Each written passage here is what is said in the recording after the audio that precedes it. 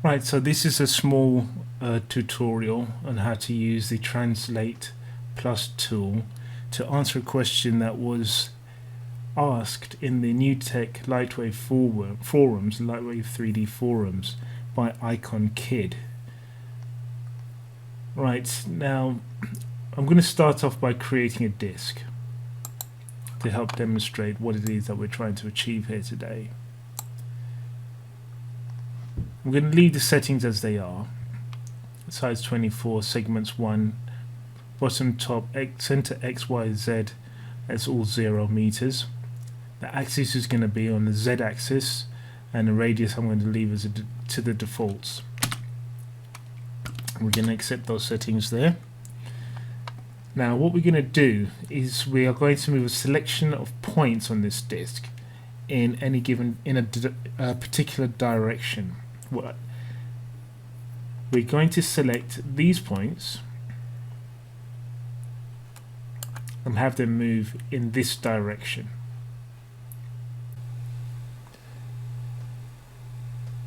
Right, the number of points that I have selected is important to this operation working properly. If you notice, I have 1, 2, 3, 4, 5, 6, 7, 8, 9 points selected. This is an odd number.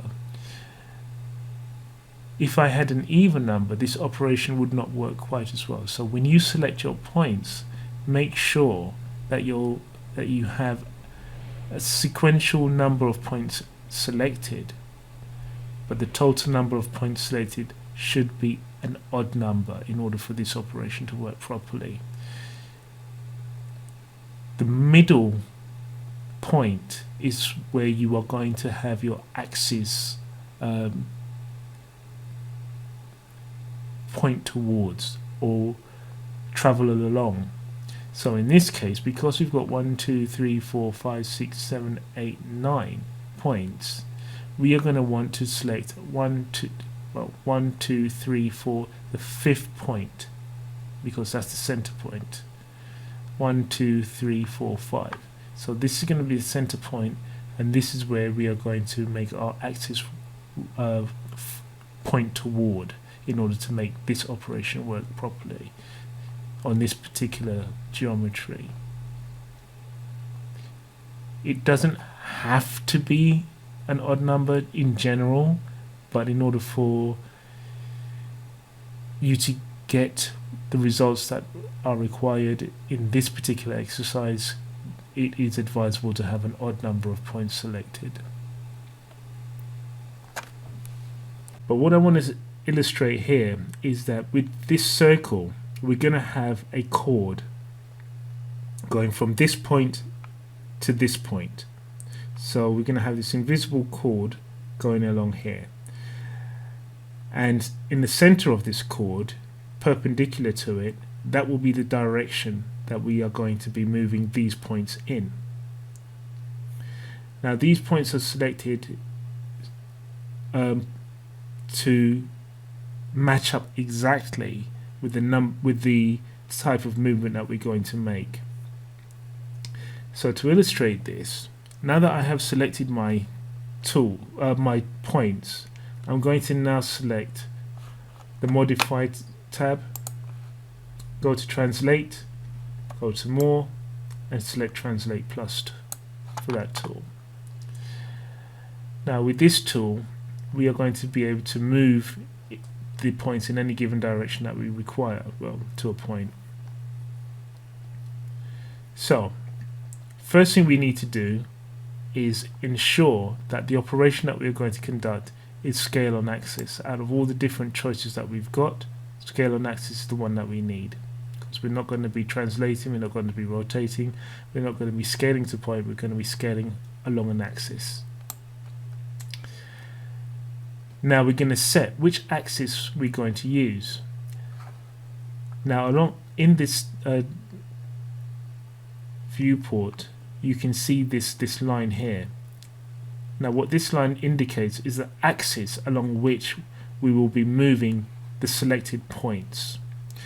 Now as it stands, it's resting on the x-axis, so it's going to be moving in this direction, which is not what we want. We want it to be moving in this direction. So we change the axis to segment, and we select which segment we want. Now the way we do this is that we choose 2 points. I'm going to be choosing this point and that point, and as you can see, the axis indicator now indicates that we are moving, that any movement will be in this direction between this point and that point. Now, because we have a chord here, we need to make sure that when these points move, these points will rest in a straight line along, when it's moved in this direction, along the chord. So we don't want these points to move too much, because this is the beginning and end points of the chord, but we want these points to rest along that chord, so it makes a nice flat line. So all this geometry will be flattened out along this chord. Now, to do that, we need to make sure that the origin point of this axis is resting along the chord. At the moment, the origin point is resting along the first point that we selected. So if we move, go into the viewpoint and drag left and right, you'll see that all of these points will move down to here to get a nice flat line along this origin here. I'll just show you. As you see, they start flattening out until they're nice and flat on the origin. So that means we have to actually move the origin to where we want it to flatten out. And just click undo to put things back to how they were. So to do that, we just change the translate origin value. And as you see, as we change that and move it, if we can kind of eyeball it to see where the chord would be, probably around here, between this point and that point, that looks kind of right.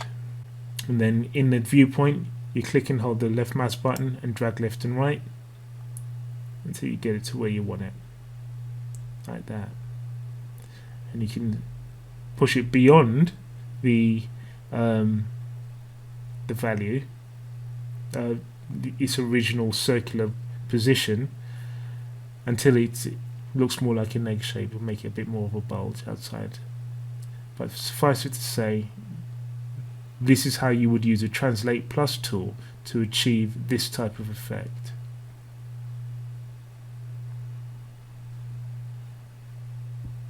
Nice little crescent moon there.